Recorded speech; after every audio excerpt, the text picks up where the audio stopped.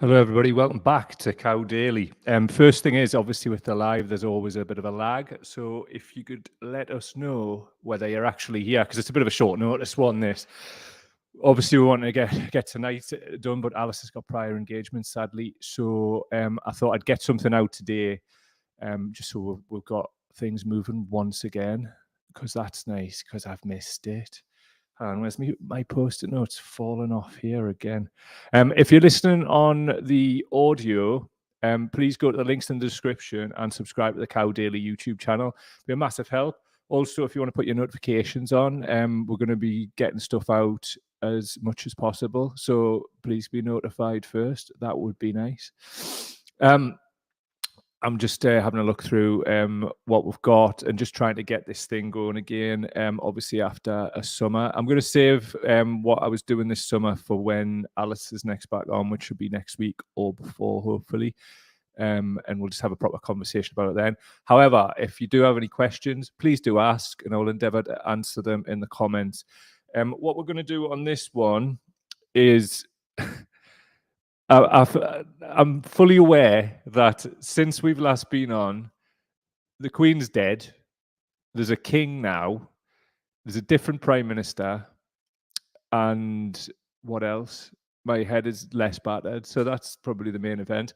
But what I wanted to talk about today, just get like a sort of half an hour one off, is to talk about what you feel are the most important things that have happened over the next month. Obviously, we'll be doing plenty on the monarchy going forwards and that. But one of the things that's like struck me with it all is the fact that we've not been allowed, or it's been frowned upon, or basically whatever else you want to call it, to actually have any kind of speaking out against the monarchy.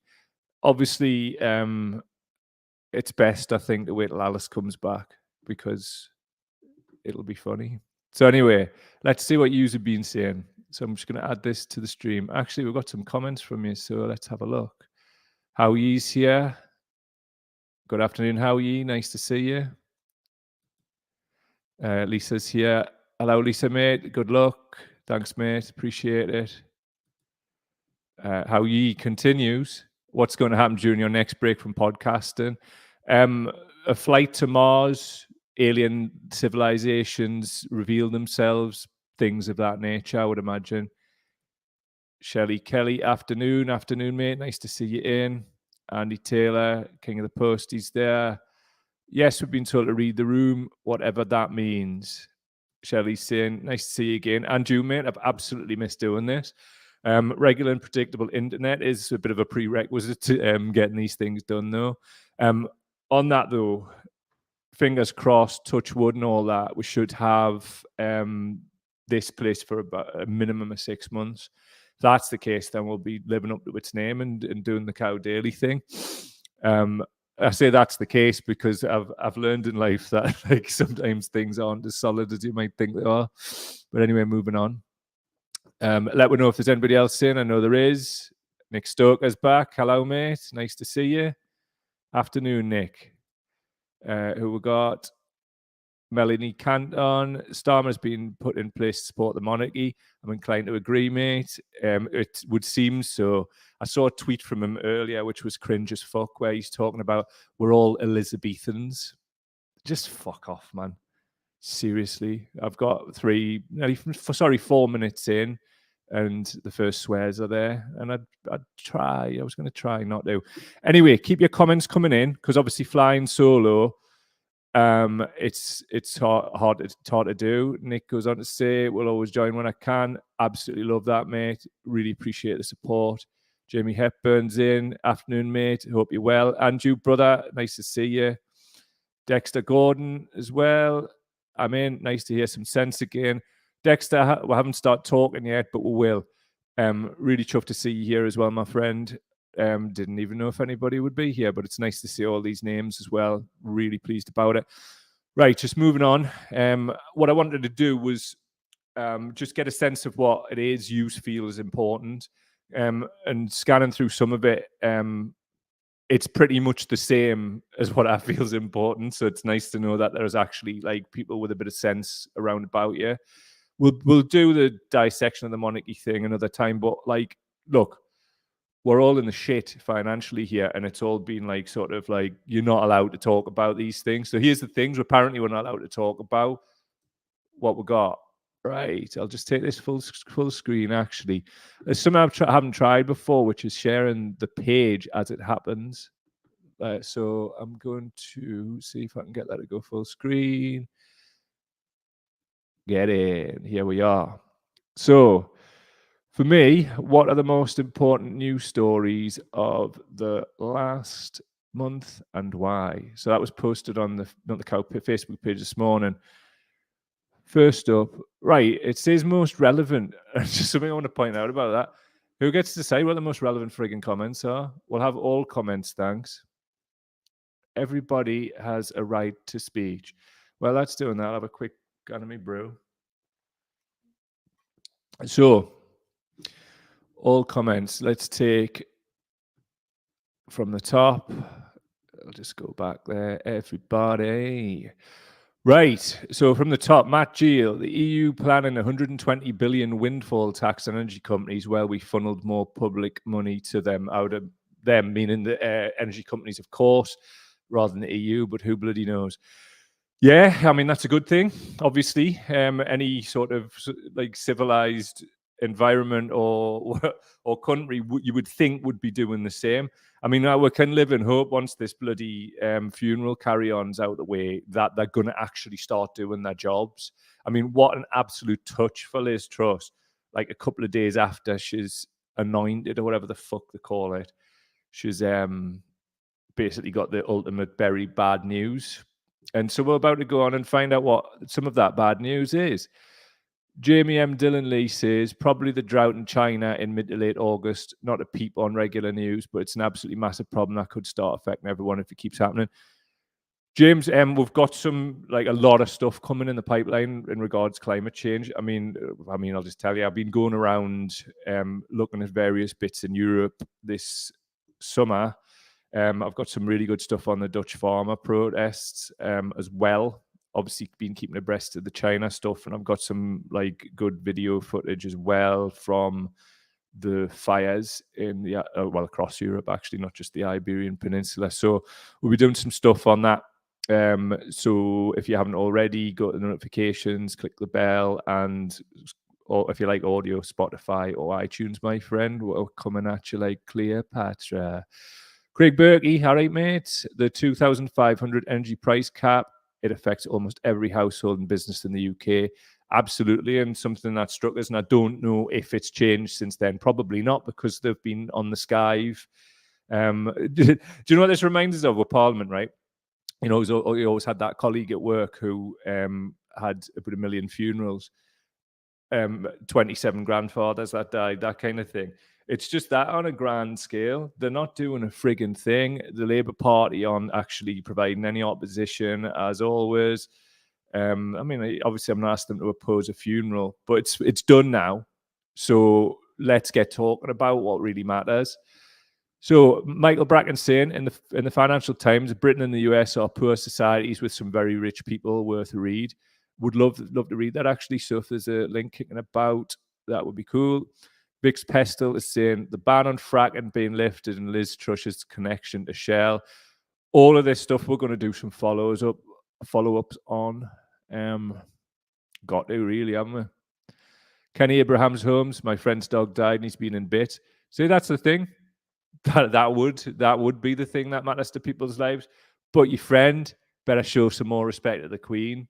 Forget the dog. My neighbour's damn dog barking as soon as I put the key in the lock. You never used to do that. Tobias, I wonder why that's happening, because my neighbour's dog has barked all night. Also, maybe it's because they're just sick of the Queen being dead. Who knows? Liz Truss getting in. We are doomed. Susan Williams, you're probably about right there.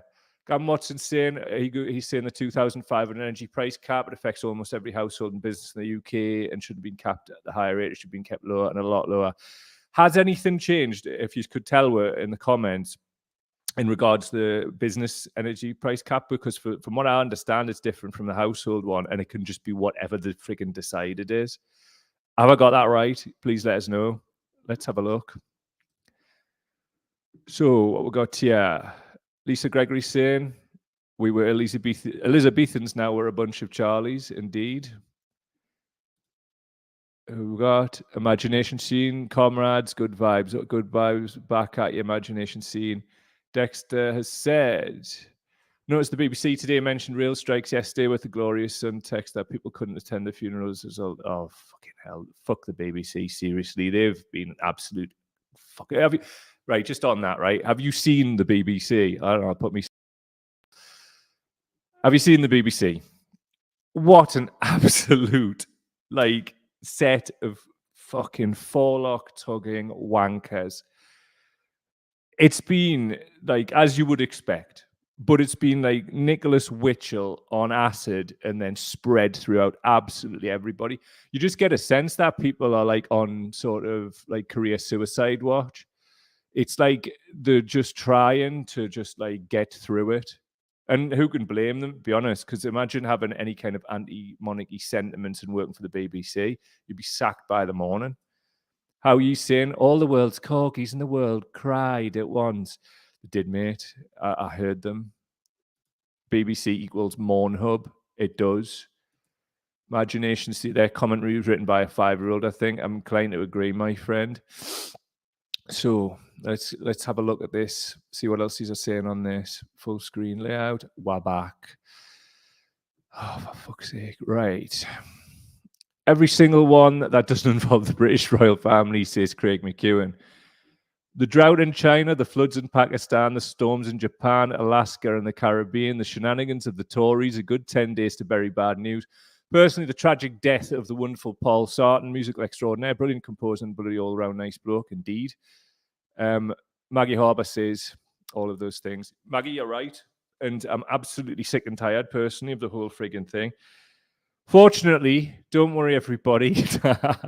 We're back now. All of the shouty things and the telling people to fuck off stuff, because this is just beyond a joke.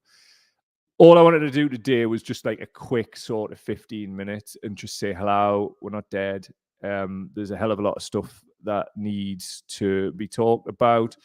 For example, what Imagination Scene is saying here, which is, has the cost of living crisis become important now to these bellends? We're going to have to try and make them. That's just a fact, mate, because like at the end of the day, like we can't have a world where you can't actually talk about things when people are literally about to starve or not or scared to put their heating on. I mean, like, my mum and dad haven't voiced it, but like I use them as my canaries in the coal mines. I've ended up sending them some of them terracotta pots with holes in the top so they can like knock the cold off the house by sticking a tea light in it. I mean, it's 2022. My parents retired just before like lockdowns and whatnot, and I'm absolutely so pissed off that they've walked into the retirement and all of this, like, basically like energy companies having my friggin' eyes out. It's a disgrace. And my father's 70 years old and he shouldn't be living like this. He's worked all his life, proper working class bloke, and he's like wrecked his body doing it just to make sure me and my brother could have like a good start in life, which is what they did. And now, when they should just be chilling with no worries, it's just worries. Absolutely fucking disgraceful. And I'm sure my parents aren't the only ones. So right. As of, as soon as we've got everything set up properly, expect stuff on the daily. Please go to youtube.com/cowdaily, where you can do all of the good things. Also, Spotify links and Apple Podcast links on the description. We're really going to hit a good run, try to at the charts as well. So if you could help with that, sharing these posts and just generally letting people know that we're about and we're back, and we do provide, I don't want to say an alternative view, just a view based on the facts of the matter. I mean, obviously there's a bit of an opinion in there as well, but top and bottom of it is the media just aren't fit for purpose. So if you do want to support this growth and become a patron and gain instant access to Milk Cow's private chat forum, go to patreon.com/cowdaily. Please do share this post. Please do help. And please do comment, rate, and subscribe and all that other good stuff. Like I said, dead quiet today. But we're coming back soon. So much love to you all as ever. Take care of yourselves and see you pretty much every day, hopefully. Fingers crossed. Touch wood and all that. Love to all. Nice to see you, and I've missed you. Goodbye.